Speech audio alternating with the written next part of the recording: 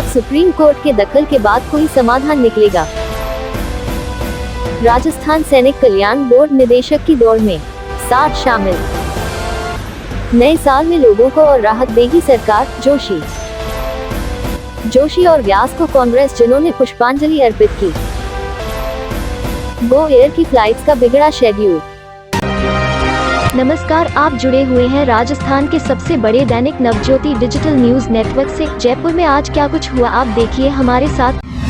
मुख्यमंत्री अशोक गहलोत ने कहा कि मैं किसानों के जज्बे को सलाम करता हूं, जो इस ठंड के मौसम में पिछले 21 दिनों से डटकर अपने अधिकारों की लड़ाई लड़ रहे हैं। उम्मीद करता हूं कि अब सुप्रीम कोर्ट के दखल के बाद कोई समाधान निकलेगा और किसान अपने घर वापस जा सकेंगे। राजस्थान सैनिक कल्याण बोर्ड निदेशक करण सिंह राठौर का कार्यकाल 1 फरवरी को पूरा होगा। नए बोर्ड अध्यक्ष की नियुक्ति के लिए 21 और 22 दिसंबर को साक्षात्कार लिए जाएंगे। निदेशक के लिए 60 आवेदन मिले हैं। मुख्य सचिव की अध्यक्षता में बनी कमेटी इनके साक्षात्कार लेगी। कमेटी में राजस्व प्रमुख सचिव आनंद कुमार, डीओपी सचिव हेमंत गेरा, वरिष्ठ उप सचिव नरेंद्र नैनावत सहित दिल्ली से 2 एक्सपर्ट शामिल है। कमेटी की ओर से सुझाए गए नाम पर मुख्यमंत्री के अनुमोदन के बाद नए अध्यक्ष की नियुक्ति की जाएगी। गौरतलब है कि बोर्ड निदेशक पूर्व सैनिकों को मिलने वाले भत्ते, पेंशन सहित अन्य मामलों में आ रही परेशानियों को दूर करने में मदद करता है। सरकारी मुख्य सचेतक महेश जोशी ने कहा कि सरकार विषम परिस्थितियों में सादगीपूर्ण तरीके से 2 साल का जश्न मना रही है। नए साल में आम लोगों को राहत के लिए कई कदम उठाए जाएंगे। जोशी ने गुरुवार को पीसीसी में मीडिया से बातचीत करते हुए कहा कि नए साल में प्रशासन शहरों के संग अभियान चलाया जाएगा। पिछली सरकार में भी हमने इस तरह के अभियान चलाए थे। हमारी कोशिश यही है कि कैसे लोगों को राहत दी जाए और किस तरह लोगों के काम हो। हम यह तो नहीं कहते कि हमने निरोगी राजस्थान बना दिया। कोरोना काल में राज्य सरकार के कुशल प्रबंधन की केंद्र सरकार ने भी तारीफ की। लोगों को विश्वास दिलाता हूं कि सरकार और अच्छा काम करेगी। हमारी कुछ कमजोरी भी रही है, उन बातों से सीख लेते हुए हम और अच्छा काम करेंगे। पूर्व मुख्यमंत्री हरिदेव जोशी और पूर्व पीसीसी चीफ गिरधारी लाल व्यास को कांग्रेस जनों ने गुरुवार को प्रदेश कांग्रेस मुख्यालय पर पुष्पांजलि अर्पित की। इस अवसर पर सरकारी मुख्य सचेतक महेश जोशी, विधायक खिलाड़ी लाल बैरवा, पूर्व राज्यसभा सांसद अशक अली टाक, मुमताज मसीह, सुरेश मिश्रा, राजेश चौधरी, भंवर लाल सारन, राधा कृष्ण जांगिड़, राजेश पांडे आदि सहित अनेक कांग्रेस जनों ने जोशी और व्यास के चित्र पर पुष्प अर्पित कर श्रद्धांजलि दी। जयपुर एयरपोर्ट से जाने वाली गो एयर की फ्लाइट्स का गुरुवार को शेड्यूल बिगड़ गया।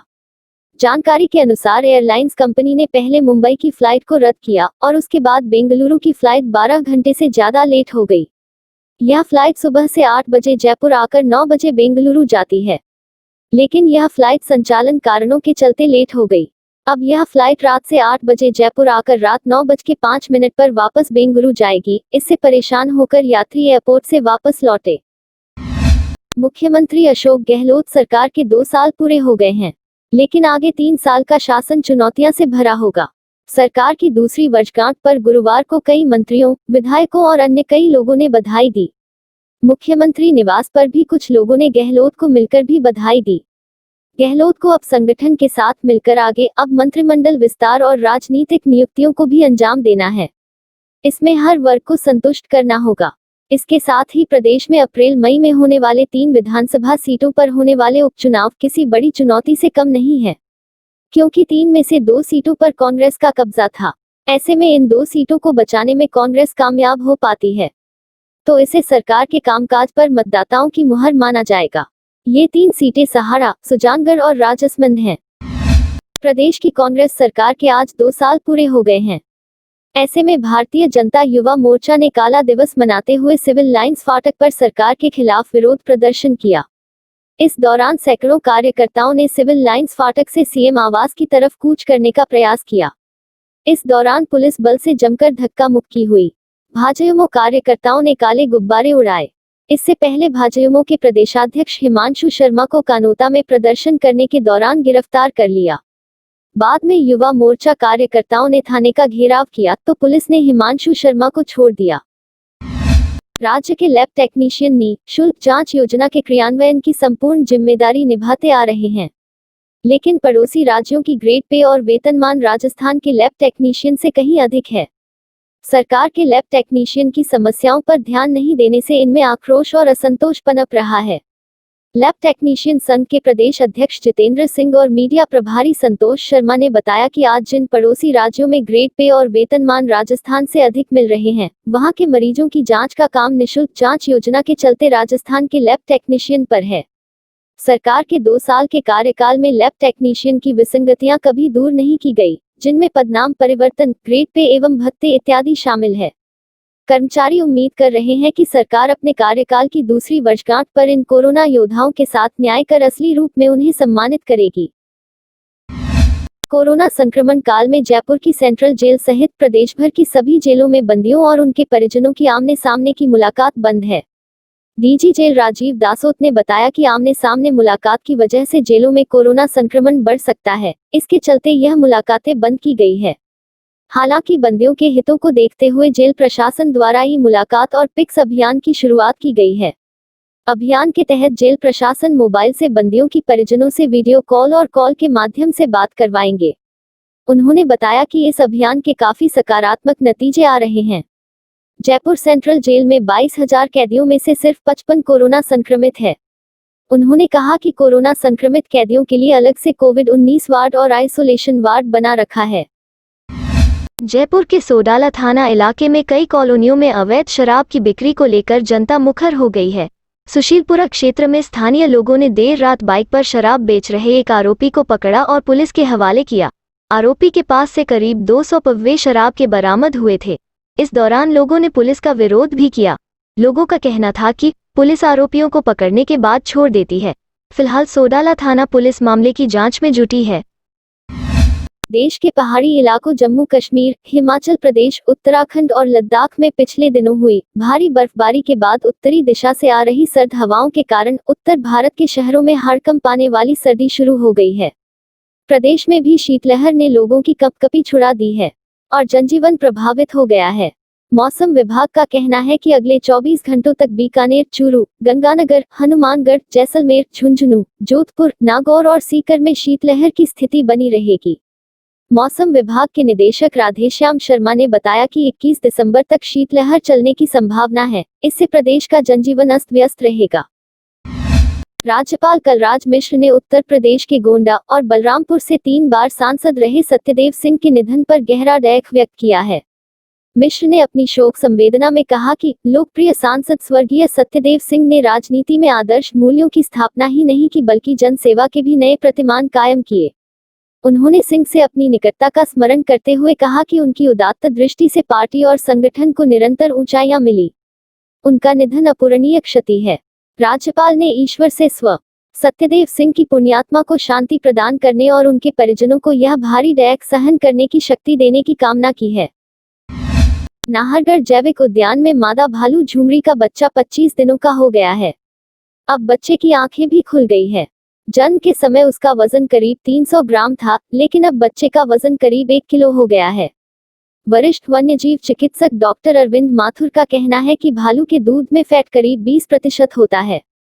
यही कारण है कि बच्चे के वजन में बढ़ोतरी हुई है। डाइट में अभी मादा भालू झुमरी को करीब 300 ग्राम शहद दिया जा रहा है। इसके अलावा पिंड खजूर, रोटी भी खाने में दी जा रही है। भाजपा के प्रदेशाध्यक्ष सतीश पूनिया ने गहलोत सरकार के 2 साल के कार्यकाल को लेकर निशाना साधा है। उन्होंने कहा कि राजस्थान की सरकार 2 साल पूरा होने का जश्न मना रही है, लेकिन यह प्रदेश इतिहास के सबसे काले 2 साल है।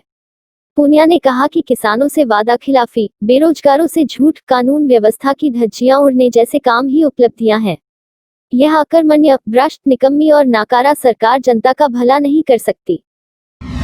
हाईकोर्ट ने आरएएस भर्ती 2018 में सभी वर्गों की अलग अलग कट ऑफ जारी करने और पदों के दोगुना अभ्यर्थियों को साक्षात्कार में शामिल नहीं करने पर मुख्य परीक्षा के परिणाम को रद्द कर दिया है।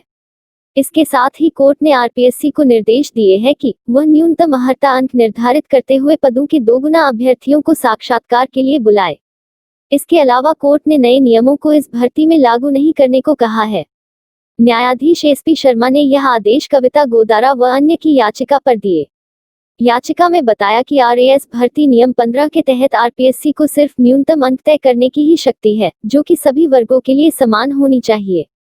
इसके विपरीत आयोग ने साक्षात्कार में पदों के मुकाबले 1.5 गुना अभ्यर्थियों को वर्गवार बुलाया है। इसके तहत वर्गवार अलग अलग ही कट ऑफ जारी की गई है। राज्य सरकार ने प्रदेश में हरियाली तथा वन क्षेत्र बढ़ाने के लिए नाबार्ड द्वारा वित्त पोषित परियोजना के लिए 30.03 करोड़ रुपए से अधिक की अतिरिक्त बजट राशि तथा कैंपा योजना के तहत स्वीकृत अतिरिक्त वार्षिक कार्य योजना राशि के मद में 65.34 करोड़ रुपए जारी करने का निर्णय लिया है। मुख्यमंत्री अशोक गहलोत ने इस संबंध में वित्त विभाग के प्रस्तावों का अनुमोदन कर दिया है। प्रस्ताव के अनुसार प्रदेश में वनों के संरक्षण के लिए जलभराव क्षेत्रों का विकास कर हरियाली बढ़ाने, भूमि कटाव रोकने, वन सुरक्षा समितियों के गठन और प्रशिक्षण जैसी गतिविधियों के लिए नाबार्ड द्वारा वित्त पोषित RIDF 26 फेज 4 परियोजना स्वीकृत की गई है। इस योजना के लिए वर्ष 2020-21 में पूर्व में स्वीकृत करीब 15 करोड़ रुपए की राशि के विरुद्ध 30.03 करोड़ रुपए से अधिक राशि अतिरिक्त बजट प्रावधान के रूप में स्वीकृत की गई है, ताकि विभाग विभिन्न मदों के माध्यम से आवश्यकता अनुसार कार्य संपादित करा सके।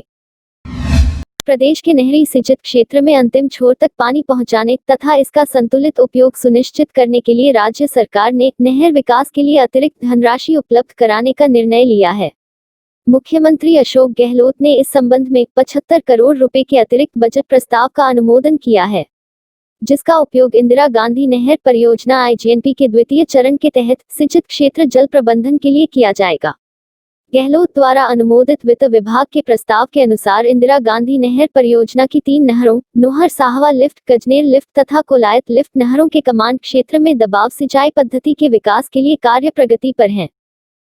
इस रात की सुबह नहीं होती जब तक हाथ में उसकी गर्माहट नहीं होती। चाय का प्याला, अखबार साथ पुराना है, मिट्टी से जोड़ता है। खबरों की खुशबू से सारा घर महकता है। हर रंग में ढला कहानियों से किस्सों तक ले जाता है बेरोक टोक। देश के हर हिस्से तक ये हकीकत का आईना है, ख्वाबों को सच करके दिखाता है। दैनिक नवज्योति, आपके लिए, आपके साथ। ये थे आज के मुख्य समाचार। विस्तार से जानने के लिए पढ़ते रहिए दैनिक नवज्योति। दैनिक नवज्योति के YouTube चैनल को सब्सक्राइब करें और ताज़ा अपडेट के लिए बेल आइकॉन दबाएं।